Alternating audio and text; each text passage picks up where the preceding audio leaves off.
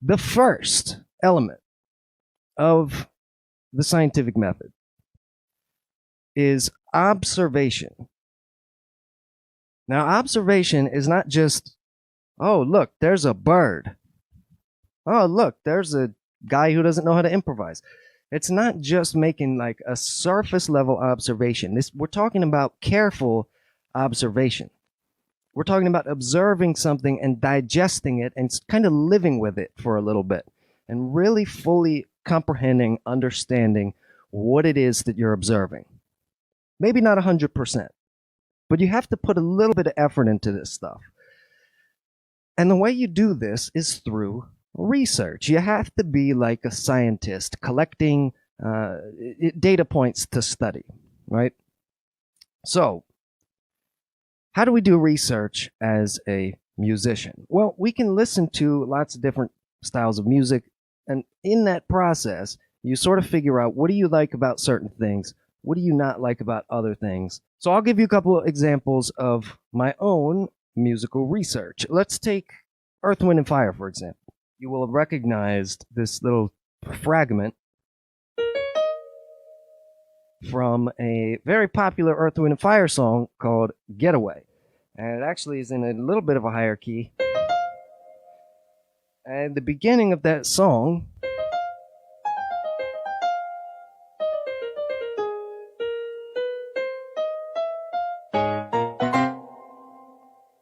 there's what it sounds like. If you listen to the record, you'll hear that sequence of notes in that particular rhythm. So when you're researching this stuff, you want to understand that it's that and not this or this.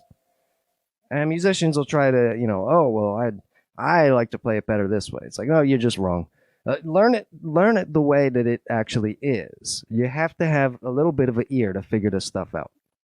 So we have one little fragment there. We can take another little fragment. Okay? Now, once you learn that, not just play it in that one key, but learn it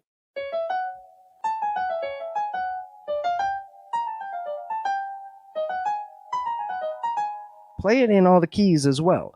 This is really the process of observing what that note is and what that pattern is. Let's go to another example. Birdland.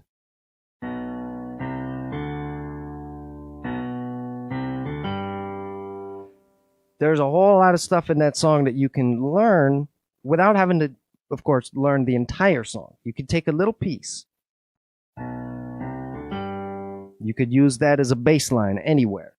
And understanding the idea that what that really is. We're in a major key. We're starting on that third of that major scale. I'm in G major here, by the way.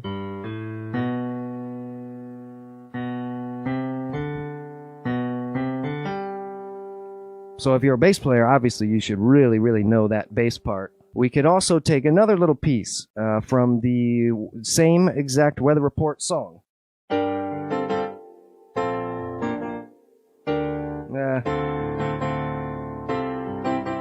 Okay, stuff like this.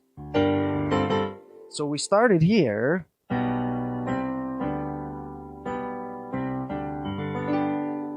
And then we ended up here. So knowing what's really going on there, we went from major key to a minor key. This is real basic. This is stuff that I would be teaching to 6, 7, 8-year-olds, guys. Okay, major scale, minor scale, major chords, minor chords. This is not deep. If you think this is deep, go back and watch the previous couple videos. Anyway, I'll give you a more complicated example here, just to get more personal here. One of my favorite groups, one of my favorite bands in the world is a group called Emerson, Lake and Palmer. And I obsessed over learning this left-hand bass line, and it's completely useless because nobody likes the way it sounds. Every time I play this in a gathering of any sort, everybody says, stop, it's annoying. But I had to learn it. Why? Because I was in the process of observing. And you can easily take the technique that you build from learning this and turn it into something like this. something more funky, something more grooving that people might want to listen to a little bit more than Tarkus. Right? That's like listening to, Rachmaninoff or Hinastera or Edgar Varese or Stravinsky. Like, I can take it in small doses, but it's like, I know that's not the point of observing. Again, it's so you can digest it and understand carefully and critically what's going on in that music, theory-wise, key-wise, tonally, what's going on rhythmically. This is the checklist that I go through in my head. We have life experience. We have the idea of playing with moods. So I'll give you an example here of understanding not just the notes, not just the rhythms, but the mood of what's happening in the music. Let's take a Frankie Beverly song.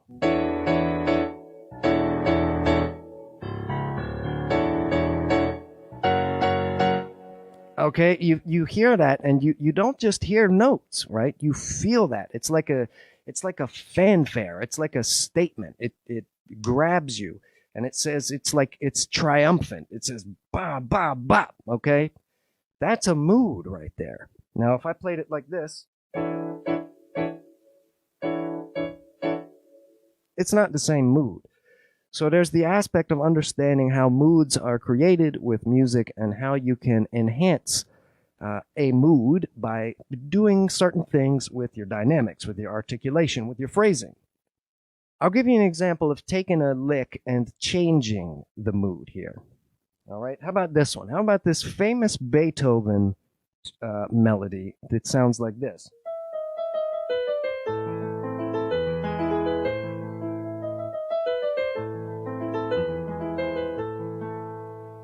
We have a mood there as well. It's a little bit more somber. It's a little bit more sad. It's a little bit more reserved, maybe a little bit shy, maybe a little bit forlorn, okay? These kind of descriptive words you can use to describe melodies. So if I did it like this,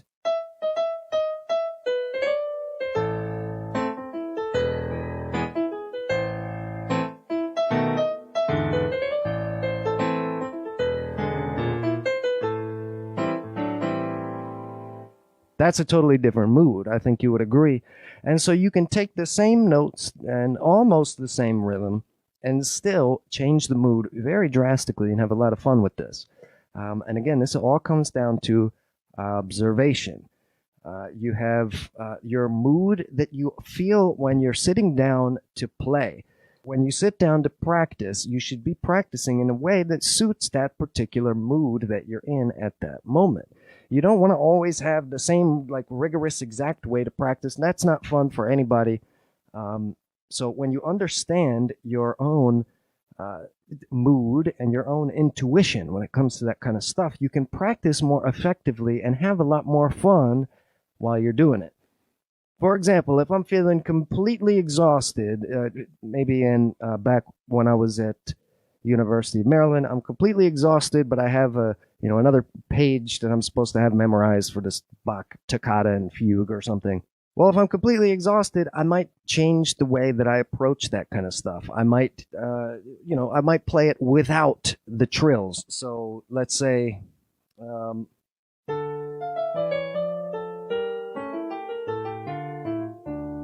instead of playing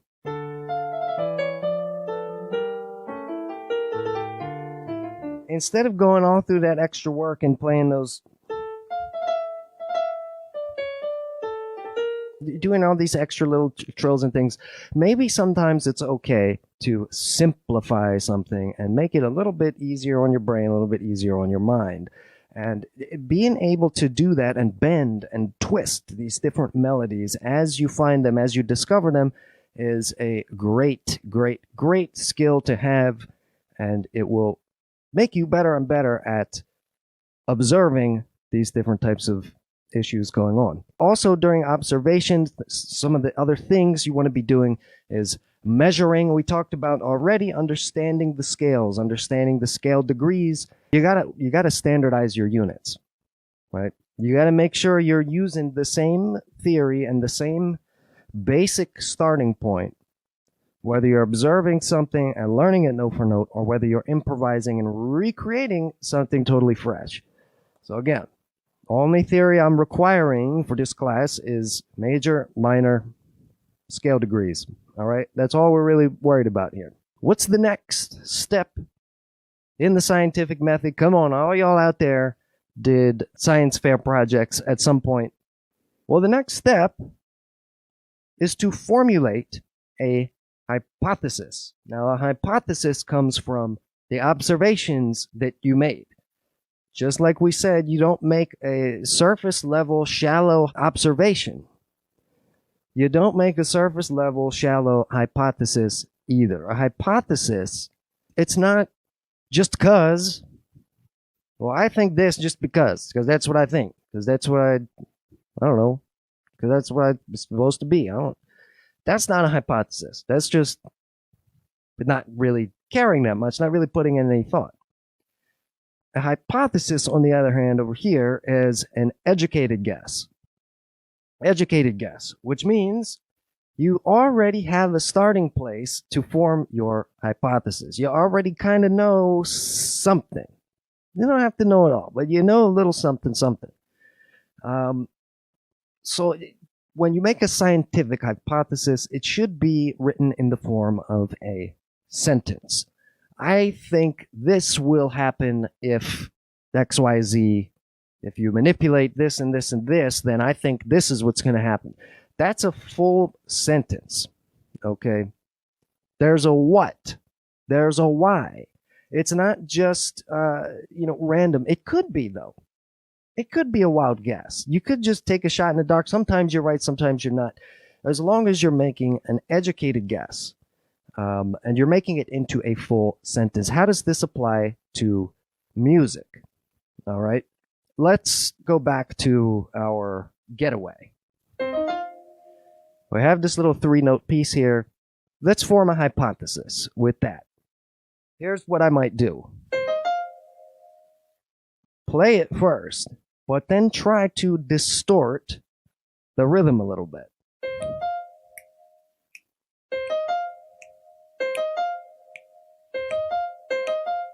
I'm subtracting a beat each time.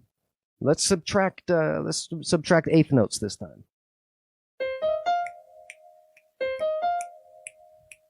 Or I'll add 8th notes.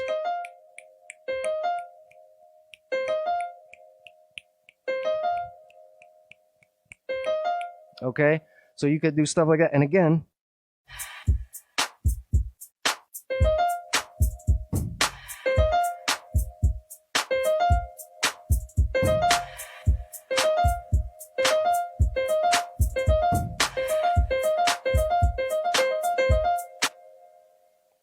with a metronome now. This is just guessing how that's going to work. How is it going to feel when I go to play that? Should it be like the record ba-bum-bum with this second note on the downbeat? Or should it start with ba-ba-bum, 2, 3, 4, ba-ba-bum?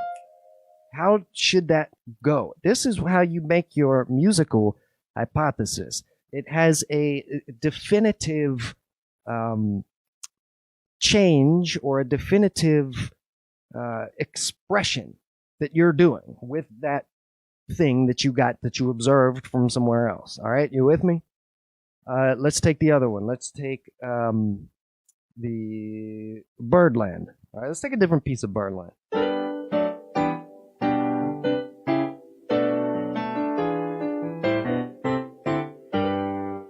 Let's take that. So let's make this into a hypothesis now.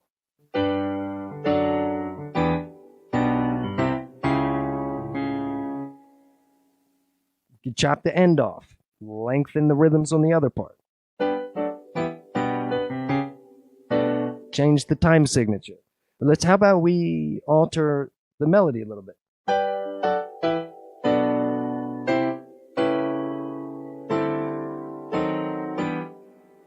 Already you have a lot of ideas to go with there, because we're starting from an observation. We're starting from an educated guess. We're starting from a place of, Okay, I know this, but how might it work differently if we do something else?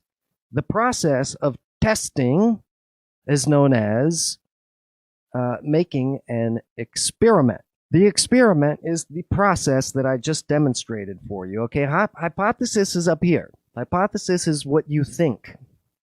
You haven't actually played yet. I mean, I showed you what it sounded like, but hypothesis all starts here. You have to have an idea. You have to make a guess first.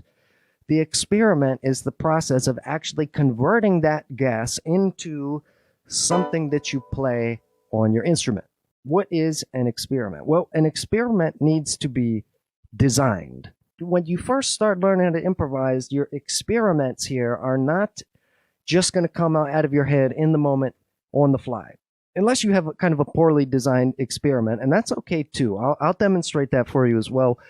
But if you follow this process that I'm showing you here, observe, hypothesis, then you experiment, you're going to have already a lot more order to your solos. It's going to make sense to people. They're going to be hearing fragments of things that they already kind of recognize. And that's what makes great solos great, right? It's not. That's right there an example of a poorly designed experiment. You can use this to your advantage, though. You can use this to break through that wall and figure out how you can improve your experiments down the road. So the poor experiment, you don't really prove anything. You haven't really derived it from any observations. You haven't really even thought about your hypothesis. This is purely the physical act of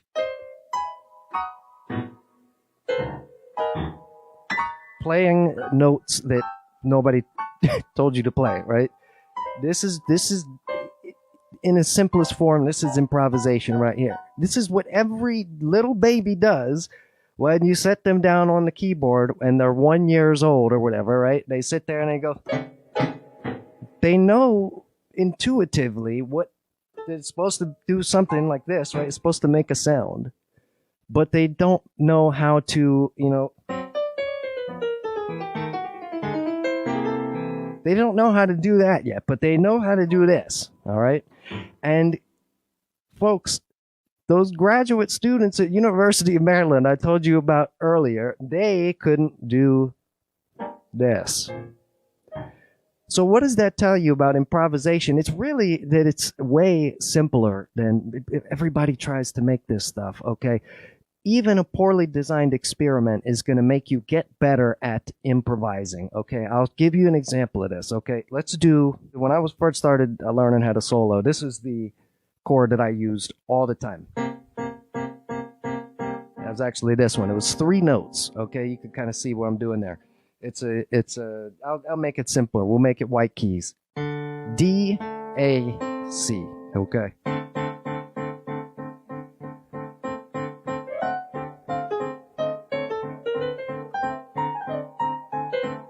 Okay? It's not the greatest thing in the world, but it's not the worst either. Let's play the left hand with a little bit more of a rhythm here. I'm going to keep the right hand in white keys. I'm going to impose a little limitation here.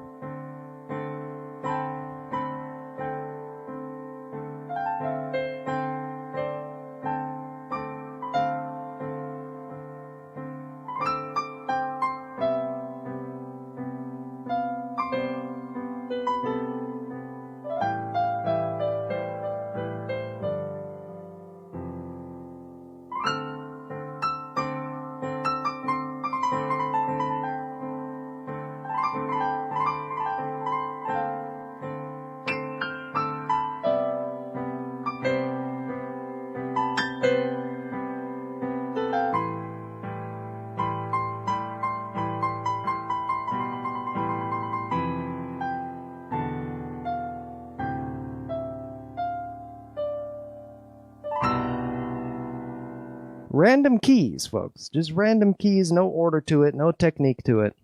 But that's what will get you started. Okay. There's nothing there that derived from anything. I didn't take a rhythm from anywhere. I didn't take a melody from anywhere. I didn't take a chord from anywhere. I made up a simple chord with white keys and said, okay, let's just jam randomly. So that's a poor experiment. Let's make some actually well-designed, well-thought-out experiments. A well-designed experiment is designed for one purpose, and that is to collect data. And this is the data that you use to get better at doing your experiment and testing whatever it is that you're testing and learning whatever it is you're learning. Experiments contain variables. So we discussed a couple of these a little bit earlier, but here are the variables. Articulation. Here we go.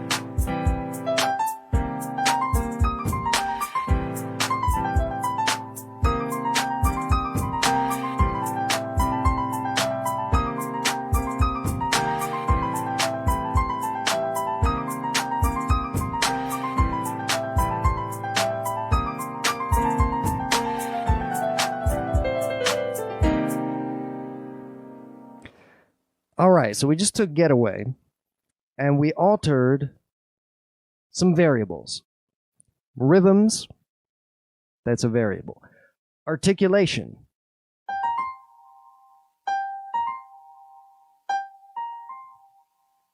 Articulation is a variable.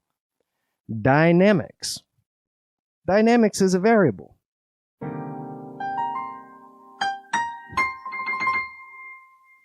Okay? The notes themselves, guys, are variables.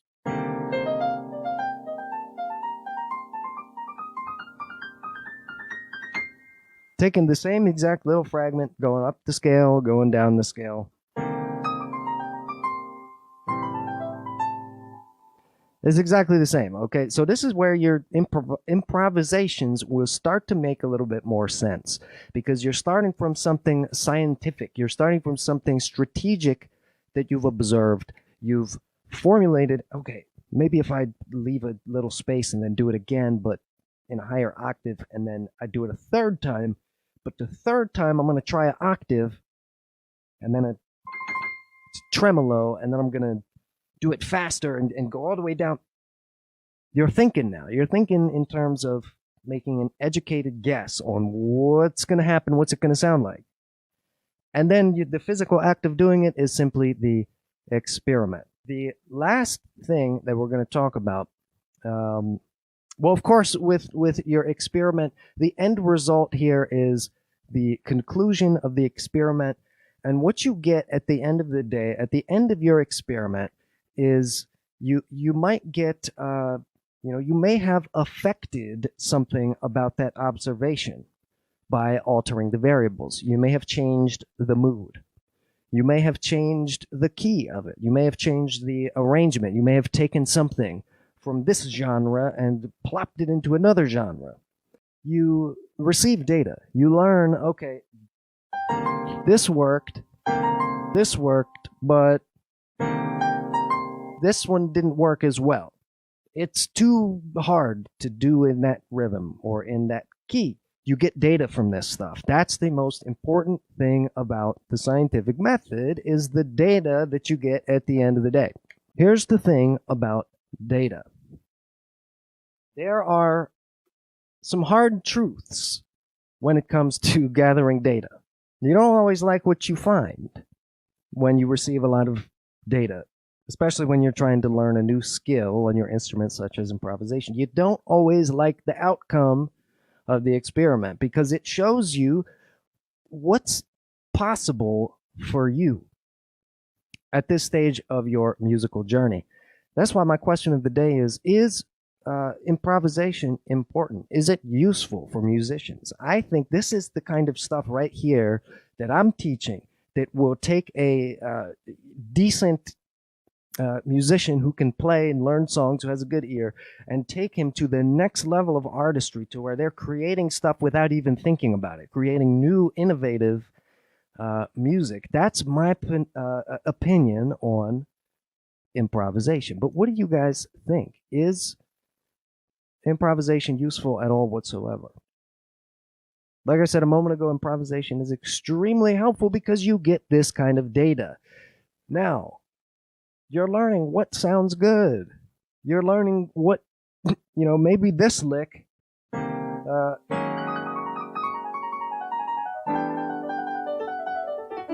maybe that lick is just too time consuming. It doesn't add anything to your performance, right? Just like drummers who want to play grooves that might sound like this. And then what do they do every 8 bars? Does that really add anything? Okay. Was your hypothesis correct? Does it add something useful? Is there a practical application?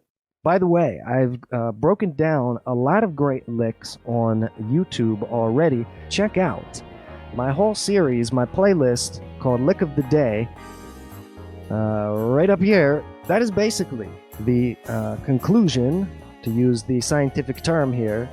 That's going to be my conclusion